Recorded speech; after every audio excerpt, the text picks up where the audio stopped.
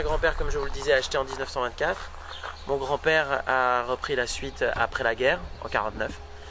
Et il a arrêté de travailler au début des années 2000. Il habite toujours ici, dans cette maison, avec ma grand-mère. Ah oui? Donc ils sont toujours vivants.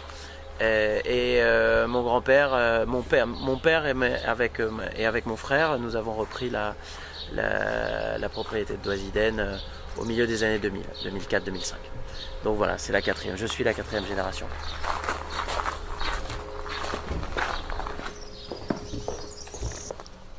C'est de Sémillon? Ici, voilà, c'est un vignoble de Sémillon qui est très âgé, qui a plus de 40 ans.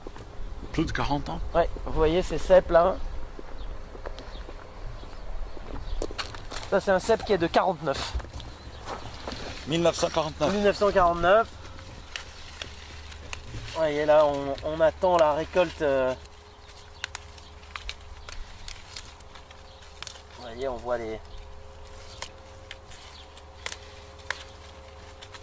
les mannes déjà. Nous avons besoin de ce genre de temps pendant la période de la fleur, c'est-à-dire assez chaud, pas trop humide. Oui. Et là on est vraiment à la veille de la floraison, vraiment ça va fleurir dans les 10 jours qui viennent.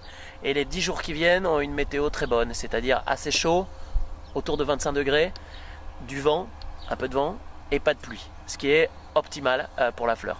Alors le problème quand le temps est pas bon pour la fleur, c'est que on peut faire du très bon vin qualitativement. Par contre, le volume baisse énormément.